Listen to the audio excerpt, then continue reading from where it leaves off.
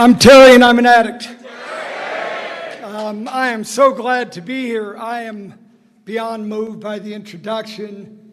The dance numbers, the costumes, the whole feeling that is created here is so beautiful, right? I came in dead, and Cocaine Anonymous breathed life into me. That wife who was here to introduce me was planning on taking our 2 young children and leaving. I was 140 pounds, and all I had been praying for the last year or two was death. I had no idea there was a way out. I did not know recovery was possible. I didn't know it existed. I did not find Cocaine Anonymous. Cocaine Anonymous found me. And so I will tell you, to be here tonight, expressing the love that's in my heart for this fellowship that gave me a life, is it's an awesome opportunity, and I feel so honored and privileged to be here.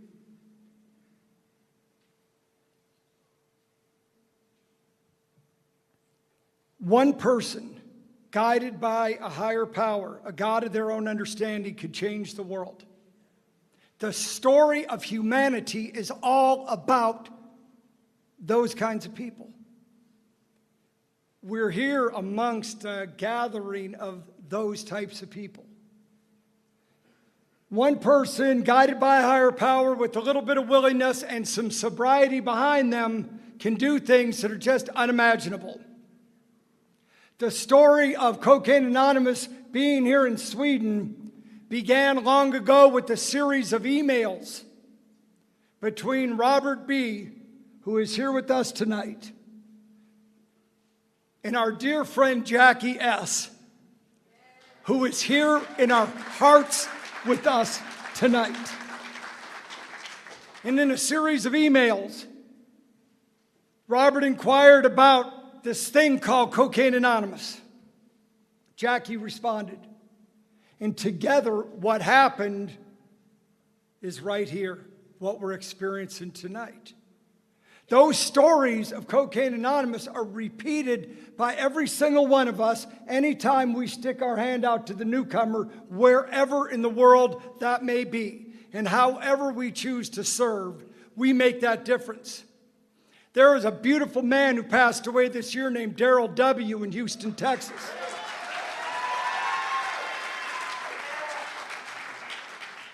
He said, you've got to, he used to quote Dr. King, you have to serve the people if you're going to save the people.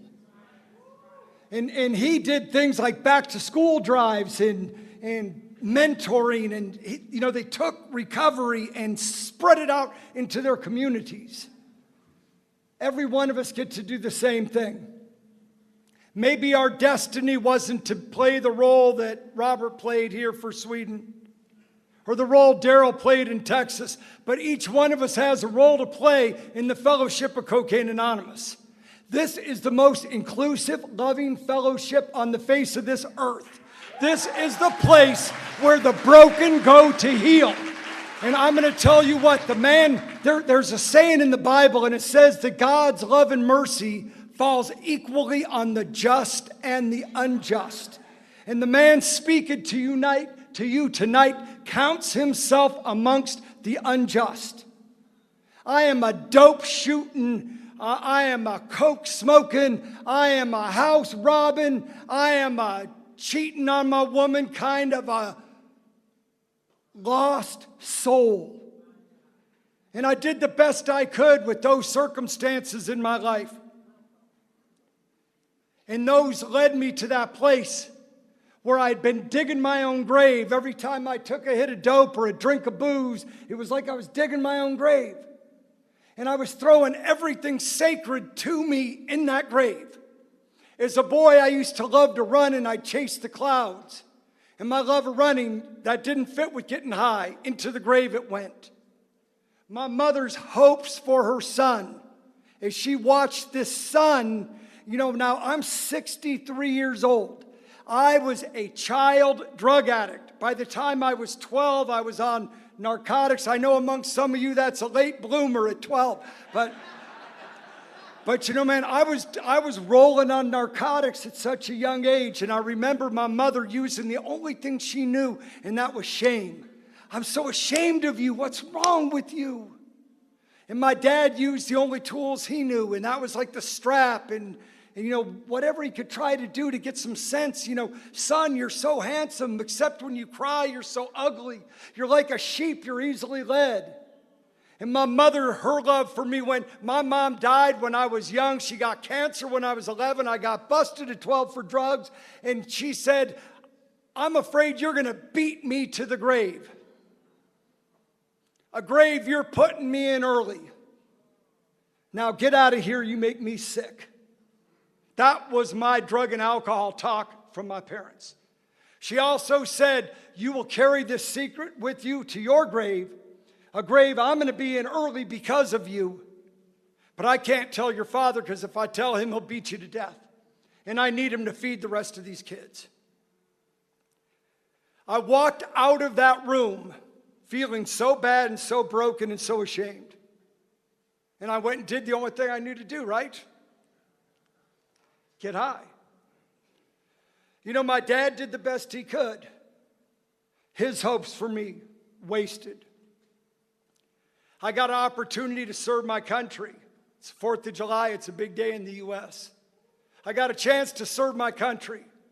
And when I got that opportunity, I was so proud to be able to do that, right? I was doing something right. I was standing up for my country. It was at the end of the Vietnam War. I get sent overseas to Germany. Proud as hell, serving my country. And something happened in Europe, man. There was this drug called heroin. And I remember getting to the barracks, and they said, hey, whatever you do, stay away from that guy. And they said, his name's Shitty Smitty. And I said, why do they call you that? He goes, I don't know, man. So, of course, I introduced myself, and the next thing you know, I'm an 18-year-old junkie. I never thought I'd stick a needle in my arm. I never thought that drugs would take. See, here's the thing about drugs. I did the drugs, and then the drugs started doing me. You with me on that? Yeah, so these shirts say, what happens if you take two? You end up in Cocaine Anonymous. So it's like the drugs took me fast. I'll share with you a couple lowlights of my UZ career to identify with our newest friends. But speaking of new people, I love Cocaine Anonymous. When I told you that I think this is the most inclusive, beautiful place, I don't think I could have made it anywhere else. And the reason I say that, I was so fragile and so broken when I came in. I was so afraid. I had failed at everything. My mother was ashamed of me. My father died before I got sober. My wife, my poor children, my blameless children, my poor brokenhearted wife. My wedding ring was in a dope house. I had traded for a $20 rock of cocaine. It was like my life was in such a bad place, and I was so fragile and broken. And when I came into Cocaine Anonymous, what I got was love and support. What I got was, I got to hear the music, I got to hear the laughter. And here tonight, there's some stories of Cocaine Anonymous. Every one of us have got one. I met these three dudes sitting here in the second row. These guys are 4 months and 3 months sober, and they drove 200 kilometers, not knowing anybody, to participate in a convention of Cocaine Anonymous. And we welcome you, brothers. Stand up a minute. Stand up. Let them see who you are. You three. Come on. That's them. That's them. That's why we're here. Yeah, we love you. Okay, so you guys are badass. And so are all the other new people and old timers. And to anybody who didn't stand up because the guilt and the shame and the pain had them stuck to their chair, we understand, and nobody here will make you get up either. When it's your time to stand up and claim whatever you got to, that's your time. We honor your right to your own recovery. I got to help Aziz with memorabilia work on what they've done is amazing. I got to connect with some of the people doing the service work. And there I met a woman, Sarah, who is the story of Cocaine Anonymous. When she spoke to me, it was like I was hearing God talk. I was so nervous about what will I say tonight? What am I going to, I just was a little racked inside. And she told me her story. I said, well, how did you find Cocaine Anonymous? And she said, well, I was in my 7th treatment center. And they sent me to a meeting of Cocaine Anonymous. And at that meeting, she met a woman who gave her number. She said, I wasn't ready to get sober yet. But she said some words to me that changed my life. And the words were about what's going to happen if you stay out there. We know those words. They were spoken exactly the right way for her to hear them in that moment. And when the dark night of her soul settled around her, she reached out. And that woman's her sponsor today, and she has 3.5 years of sobriety. Now, the reason I tell you that is the story of Cocaine Anonymous is because that's what we do here. We never want to forget how hard it is to be the new person. And how much our job is not to hit them with some sarcasm and some bullshit. It's like, hey, how are you? Welcome, I love you. Not, hey, where you been? It's like, come here. It's okay. We're not going to load you up with any more of the burden than you already carry. Our job is to help shoulder some of the weight till you can get strong enough through the steps to carry it yourself. And then you go carry somebody else's brokenness, and together we all carry it, and we get there. It's a hell of a story. So my using career took me very quickly. I did the heroin did me. Next time I find myself, I missed the last train to the barracks, and I was in a bathroom in Stuttgart, Germany. 3 o'clock in the morning, me and some heroin and a syringe and no water. That's a dilemma, right? We stood at the turning point. So here I am experiencing this dilemma, and the only liquid in this entire train station was in the woman's bathroom, the middle of the night, in a toilet filled with what people put in a toilet. Caca. So I looked at that piss moat, and I thought over this little mountain, and I thought, well, the fire will kill the germs, and I drew it right up. Made perfect sense to me. Those are easy stories to tell. Those kinds of stories aren't the stories of the heart. Those are the stories of the insanity. I was thrown out of the military in disgrace, and I returned to the land of the free with the yellow stripe down my back. Parents, my mom dead, my dad ashamed, my brothers and sisters ashamed and afraid. But I enrolled in college, and Dr. Bob, in his story in the big book of Alcoholics Anonymous, says, we alcoholics, addicts, have a positive genius for picking the greatest partners. And I spotted Donna. Now, I got to tell you, we are at the Stockholm Syndrome. So for those of you that don't know what that was, in 1973, some Swedish gangsters broke into a bank and held the people hostage. Well, what happened over the next 6 days is the captives fell in love with the captors. And it became this phenomenon called the Stockholm Syndrome. I did not know that's what had happened to Donna. And Donna did not know that it happened to her. But I met this woman with these blue eyes that sparkled like the sea. And I thought, wow, man, I got this woman that, there was something about her. I rode into her life like a knight in shining armor, a Viking king, man, I'm rolling. And there I was. And she saw the hope and the promise.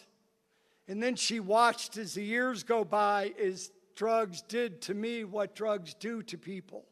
As it turned my shining armor to rust. And I watched the eyes in this woman's face change. I watched them go from the blue eyes of a concerned wife. When I came home the first time after doing an all-nighter, she said, I thought her eyes were swollen with tears. I thought she had been in an accident, something had happened. I made up a story. Next time I came home, the eyes were angry this time. I can't believe you did it again. And then I watched those eyes change to disgust. Oh, you make me sick. And then in the end, they were like the eyes of a shark. Indifference. I had killed the love this woman had for me. In Dante's Inferno, they say there's a sign that says, abandon all hope, ye who enter here, over the gates of hell. And my old dear friend JT used to say there's a basement in hell. And that's where drug addicts drag their families to. And that's where I had taken this wife of mine, to this place where she didn't bother to care anymore. Her concern was to not have me die on the front porch, because she didn't want our sons to have to see that. All the stories of adventure, all the promises of a lifetime, all the love stories, all the poems, all of the adventures that I promised, the dreams that we were going to make real, all have gone up in flames in her life. Drugs and alcohol are where our dreams go to die. Cocaine Anonymous was where our dreams come and take flight again, and they rise from the dead like modern day Lazaruses. And I will tell you what, that miracle of my 28 years, my sobriety date's May 23rd, 1991, and my miracle I watch repeated in the eyes and the actions of every new man that I work with. And I know wherever you're at in this across the spectrum of time, just know that if you work this thing, it gets better. There's a power at work in these 12 steps that heals the human heart, that heals what's beyond our realm of thought. In fact, in step 10, it says we have entered the realm of the spirit. It talks about ESP, extrasensory perception. It talks about being rocketed to a fourth dimension of existence. I know what rocket fuel is. Rocket fuel is called newcomers and service work. That's what you put in the rocket ship. And then you ride Cocaine Anonymous to whatever heights that you ever dreamed or didn't even dare to dream. Because I was at a place where there were no dreams left. The grave was full. My military career, my education, everything I hoped for, the love of my honor, my integrity, my valor, all of it in the grave. And then what happened for me was the miracle of Cocaine Anonymous. When I tell you I did not find Cocaine Anonymous found me, I mean it. I was dying May the 19th, 1991. I was on methadone. I was taking 50 perks a day, which are opiate pills. I was drinking booze like a fish. I was smoking crack. I couldn't stop anything. And I was telling Donna, if I was just dead, you could have the insurance money to care for these kids. Like my $20,000 policy was going to hook her up. God, the delusion of this disease, right? So I'm in this horribly broken, terrible place. And I was in a pawn shop. And I was selling my Bose speakers at the pawn shop. And the guy at the pawn shop looks at me and he says, dude, I don't know if you're in trouble or not.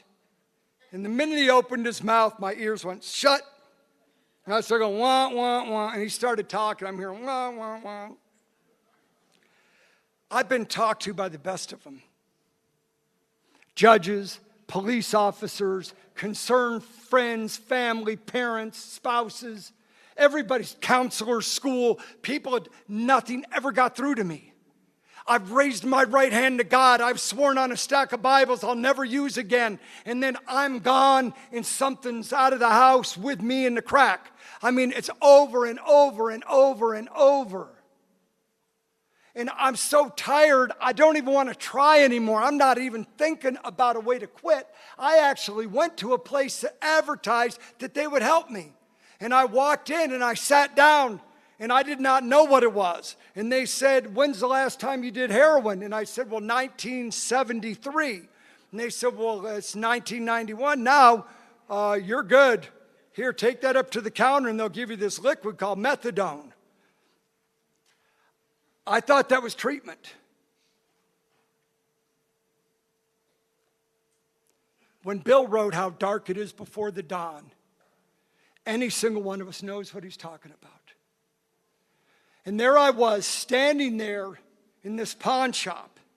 And the man in the pawn shop is looking at me and he says, dude, I don't know if you're in trouble or not. And I start to shut down. And he says, it was different though. He didn't tell me what was wrong with me. He told me what had been wrong with him. That's what's different about us. I'm not here tonight telling you what's wrong with you. I'm telling you my story. And maybe in that story you can hear something that might unlock something for you.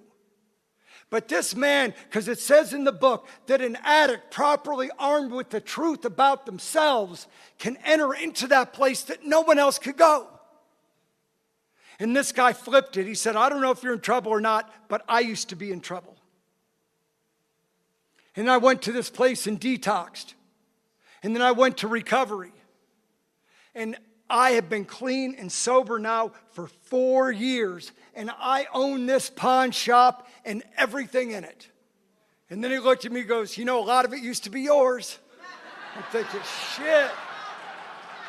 See, when I first started doing cocaine, I'm a cocaine addict, right? We snort that cocaine, do that champagne, go to the nightclubs. We are family. Come on now. Push that stuff up, right? And it was all good, right? It was such an amazing experience. And then the song changed somewhere along the way, right? And I went from doing drugs to drugs doing me. And so there I am listening to this guy. I'm in the middle of my miracle. I've been praying to God, God, take me. God, help me. I had actually been laying in my bed at night, and my right hand would raise up involuntarily, and my wife, Donna, would push my arm down, and my hand would go up again and push it down. And I never thought about that for years. What was that weird body reaction I would have at night? I know what it is today. It was the hand of God. It was my higher power reaching down and holding on to me. Just hold on, son. Help is on the way. I did not know it was coming in the form of, because when I was praying for an angel, I did not think it'd be some scruffy dude in a pawn shop. But as this guy is delivering this miracle to me, you know what I was doing to him? I was judging him. I was sitting there thinking, oh man, here we go. Wah, wah, wah. Poor bastard. I'm going to let this guy preach a while longer, and maybe I'll get an extra extra 20 for my Bose speakers. I got the money. I went and copped. I went and parked outside of this detox, and I smoked crack cocaine till the sun set. When the sun was down, I opened the doors of the van. I threw the crack pipe out in the field. I walked through the doors of that detox, and I said, help me, please. And they said, we'll try. I called Dawn and I said, I've turned myself in. And she said, thank God. For 4 days, they took my vitals. I was wearing hospital slippers. And after 4 days, I had my first clear thought. And you know what that thought was? I'll bet you there's another hit in that pipe. So just then they go, AA meeting next door. So I got up, started to follow them out. They all went to the AA meeting next door. I went to the field and crawled around on my hands and knees, and I found the pipe. and I stuck it in the waistband of my hospital clothes, and I pulled the stickers out of my hair, and I went in the bathroom in this med ward, and I put the fire to the pipe, and I took the biggest hit and blew out this huge cloud of smoke, and I felt nothing. And then I saw my reflection in the mirror, and there was drool, and there was something on my lip, and I went like that, and it crawled down my hand. It was bugs. I looked in the bowl. It was filled with bugs. I had just smoked bugs.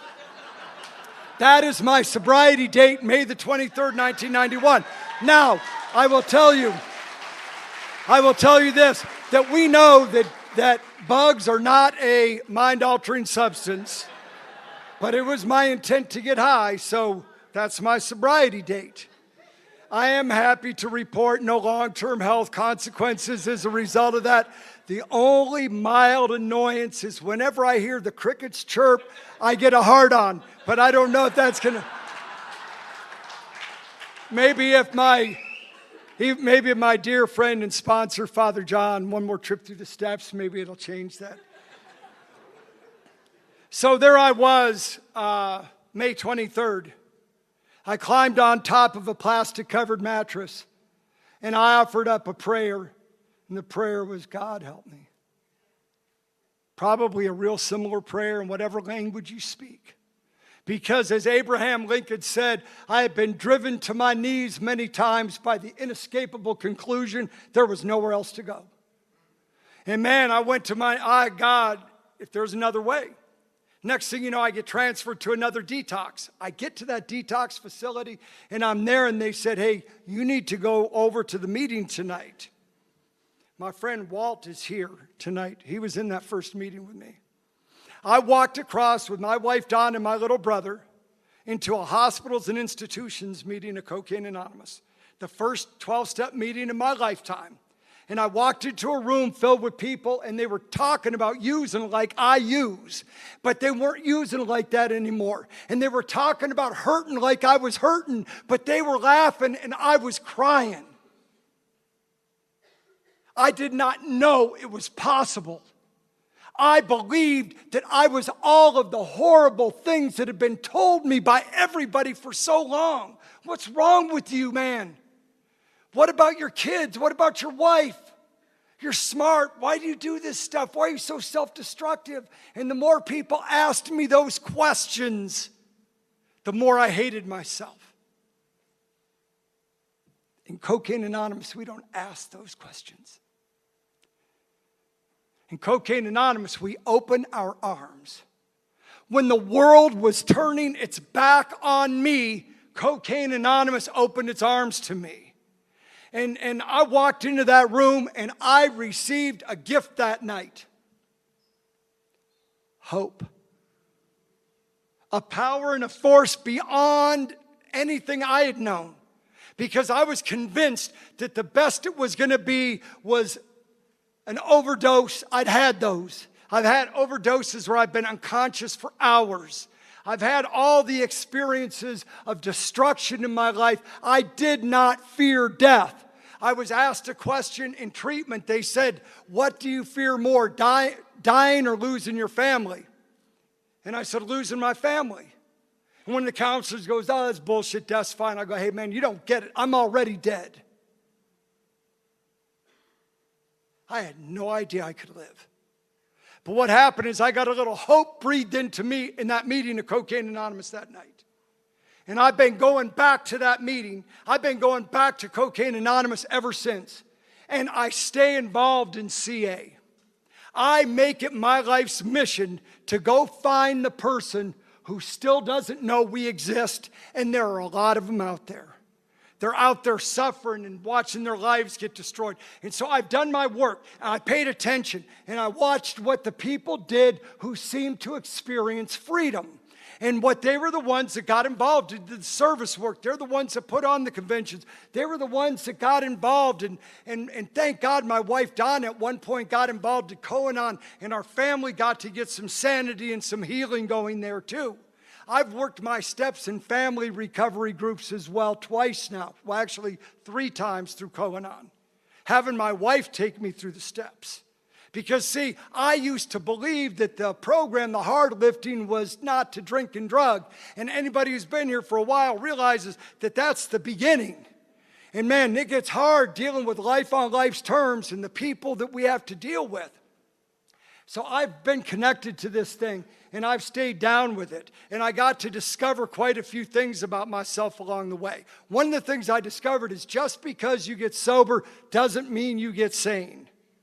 So I got to tell you, I'm sober like 6 months, 9 months. I'm going to meetings every day, and I go to make myself some white rice before I go to work.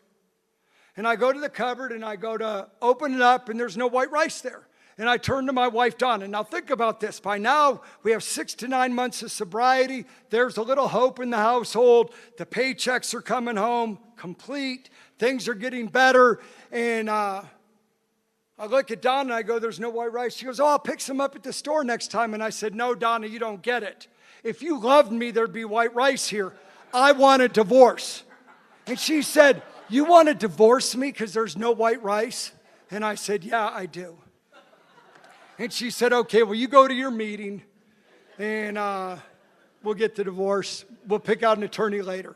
But what happened for me is this program, right? So do you know what free range is? Like a free range chicken, free range? I am not a good free range person. The steps and the traditions and the concepts provide me with the guardrails to keep my life in line. I went to the meeting that day, and I was able to hear the magic. And it was really my first spiritual experience, my first miracle. And what it was is I was able to hear what real problems were in other people's shares. And I was able to come home after that meeting and make amends and say, I'm sorry for how I acted. I was wrong. What can I do to make it right? And I was able to change how I felt for the first time in my life without taking a drug. For me, that was a miracle. And so I am a drug addict and an alcoholic. There's a line in the big book that says men and women drink essentially because they like the effect produced by alcohol. I say, no shit. And if you like that, try smoking some crack. You want some effect? I'll show your ass effect. So I started doing the stuff that brought about effect in my recovery. I started doing H&I work because I wanted to go there because I went to H&I meeting, came and pulled me out of that grave. And as a result of that, I thought, well, I'm going to go do the same thing. So I've been doing the same H&I meeting every Wednesday with the same dude for 28 straight years. Now, I tell you, I appreciate the applause. That is just in contrast to the guy that traded his wedding ring for a $20 rock. The man standing before you is a man who left his wife after we lost a child and fled the state with one of her girlfriends. See, an alcoholic in his cup is an unlovely creature. Well, let me tell you what. I'm an unlovely creature. I make Freddy Krueger look like a pussy when I'm using. So we see that families heal, and there's stories all around us, right? And mine started becoming one of those families that started to heal. And what I found out, somebody said, what's the secret of being happy? I said, well, help somebody else to get happy. Well, how do you have such a good sobriety? I help someone else find sobriety. How do you have such a good marriage? Help others to show them the way. See, in my life, the light at the end of the tunnel was always a train, barreling down on my ass. My consequences, my poor choices. But in Cocaine Anonymous, we're the light at the end of the tunnel. And so what happened is that I got to come here and I got to find some real hope, not just for me, but for her and for those boys of mine, these two blameless sons. They were 7 and 3. It's a disease that affects everybody. In the big book, they talk about that. They talk about the way it affects the entire family. But what they had no idea of, alcohol is devastating like that. But what drugs do to a family, oh my God. It's horrible, right? And so I'm experiencing this rebuilding in my life, and I'm getting hope, and I'm getting mentored. And so today I'm walking in Old Town Stockholm. And I'm walking with my dear friend Walt here. And me and Walt are walking down the street, and Walt's been sober and Cocaine Anonymous for more than 30 years. And he was the first man that ever took me through the big book, Alcoholics Anonymous. And me and Walt are walking down Old Town. I said, hey, what do you think, Walt? Here we are, me and you. Who would have thought 28 years ago when you welcomed this newcomer into your home that we'd be here sharing a moment like this together? See, that's the miracle I'm talking about. It isn't just my miracle, it's yours. Our job is to do the steps to clear the clutter out so we can start to see the grace that is everywhere. This is not a problem. Drug addiction is not a problem. It is a portal to a new life and a new world. It's a place where we rise up out of our graves. It's a place where we get free. And it's a simple deal. Work 12 steps. You don't have to believe in a certain type of God, and you don't even have to believe in the steps. It's in the doing that the experience occurs. But I got to tell you, Walt's a nice guy, but he ain't always that nice. Being new is tough, so I got to tell you the story. I'm a newcomer. Walt's sponsoring me. I've had a horrible weekend. Donna hates me still. The kids are, life is terrible. No money, just problems, everywhere problems. And I leave work on Sunday night, and I pull up to the home group, and there's Walt. And he's got this long ponytail, and he looks like James Dean, cool dude, smoking his cigarette.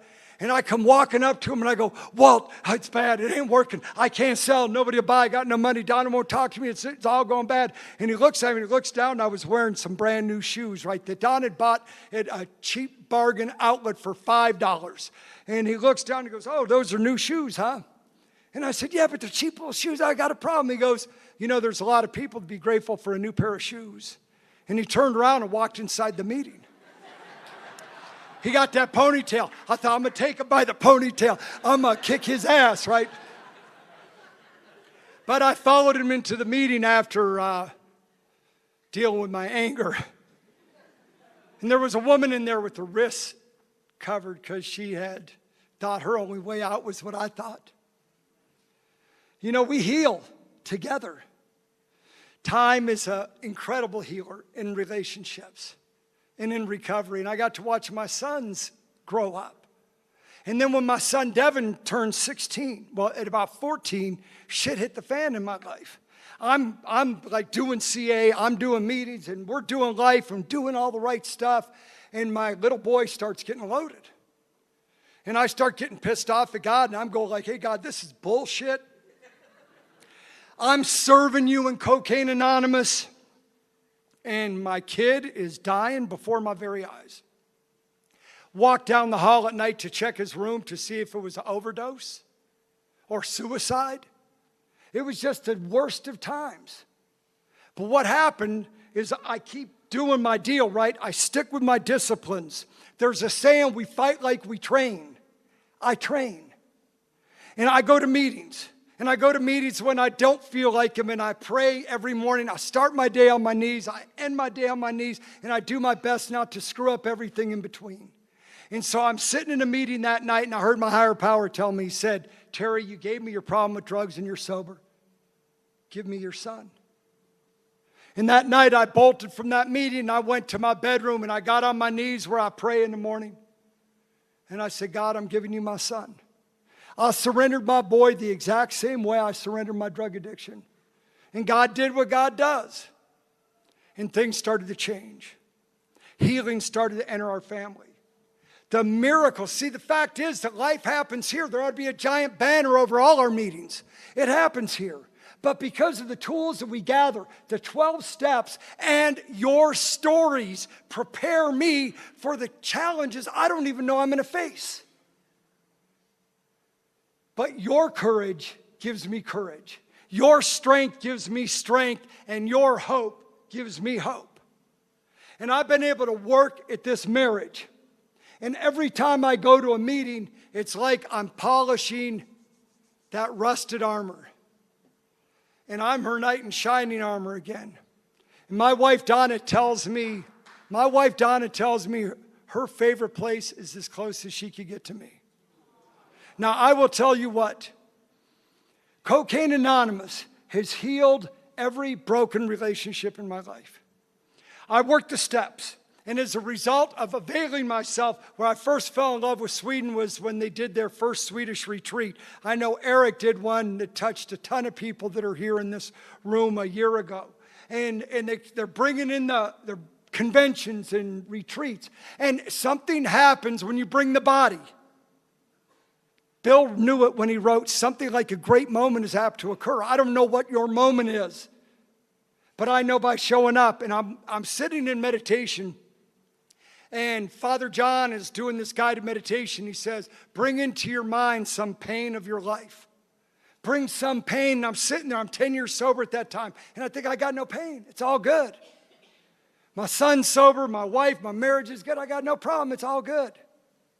And I'm sitting there and he says, just breathe. And next thing you know, I was face to face with my mother, that little broken boy of 12 years old. And there I am, my mother right across from me. And he said, now bring your higher power in there, the God of your own understanding. And there I stood in this meditation with the God of my understanding and my mother. And not a word was said. And afterwards, we're having this ice cream. And Father John says, how was the meditation? I go, well, nothing really. You know, I didn't really experience anything other than I met my mom. And I started crying. All right, so I've had 3 experiences where I've been in the presence of my mother. She died in 71 and I got sober in 91. I've had similar experiences with my father. Most shameful part of my life, I left my wife after we lost a child. Hours of labor to give birth to a dead boy. When they tried to hand me my son, I backed up and I wouldn't take him. I left my boy's body at the hospital. I never once thought what it was like for Donna. Mothers, the givers of life, the lovers of life. Never once did I think about that. 2 weeks later, I left Donna and my young son at home. And I fled the state with one of her girlfriends. So let me ask you a question. How do you work step 9 on that? How do you find enough grace or forgiveness? But the deal is, that's not my job. My job is to do the steps, not to steer the spiritual growth that occurs as a result of them. My job is to do the steps, to show up for the retreats, to pray, to meditate. I'm in a 12-step fellowship. Do 12 steps. One of my buddies who's had a hell of a time, his name's Marty M. His son was murdered in a drug deal recently and his wife died at the same time. And I heard him speak at the Razor's Edge in Phoenix. And that man stood up there and he said, the definition of insanity we hear in these rooms is doing the same thing over and over, expecting a different result. He said, the definition of insanity to me is being in a 12-step program and not working the 12 steps. That's what that man said. And I watched that man show up for his son's murderer's trial. And his wife died the same day. And he made it through clean and sober. See, his story, his hope gave me hope. His strength gave me strength. That's what we do. This is the gathering of the tribes from around the world, and we are here to draw from one another. Our job, they've done the work. They've provided us with this incredible facility and space and effort. Our job is to open our hearts, our hands, to hug one another, to welcome each other into the circle. If you see someone standing by themselves, go over and introduce yourself. And no matter how awkward you may feel inside, just know all you got to do is walk up to anybody here and say, wow, man, I am really feeling weird inside. I feel alone. I feel lost. I feel broken. I feel like I don't have a friend or I'm afraid. And you're going to get more love than you could ever know. Because that's what happens. That's the magic of Cocaine Anonymous. So this grave of mine's getting emptied, right? And I got to have a healing experience with my son, the dead one, in Notre Dame Cathedral. I don't know what God's got in store for you. And the fact that you got a speaker tonight who's talking about seeing dead people is a little weird probably, but just got to let you know, man, that I don't know what your wound is, but I have never encountered anything that the 12 steps of Cocaine Anonymous can't change and heal. as long as I'm willing to avail myself to the spirit of Cocaine Anonymous, the spirit behind the steps, the power that moves into this room that we feel together when we share our experience, strength, and hope. And so what's gone on along the way is my grave started getting empty. The last thing that was really in that grave for me was my love of running.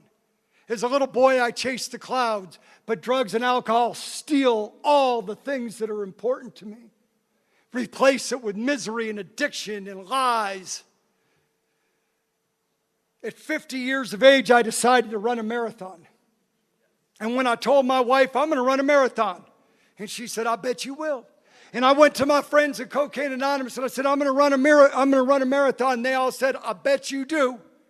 And when I went to my normie friends, I said, I'm going to run a marathon. They go, a marathon? Why would you do that? Why don't you do a half marathon? And I thought, fuck, you don't know my story. I don't do halves.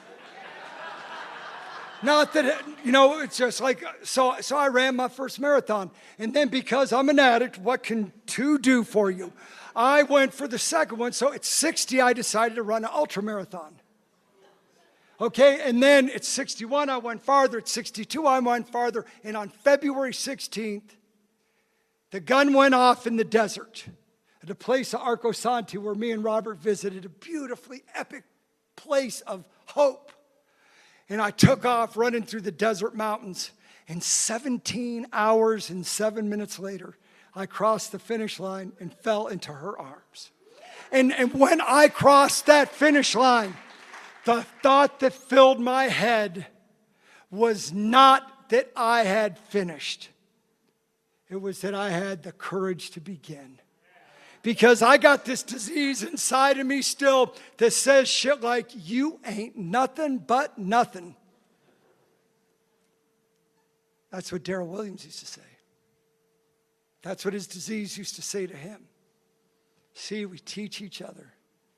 And so when my disease says, dude, what are you thinking to do that? Who are you? You're 60-something years old. Who are you to go do this? Who are you to dream like that?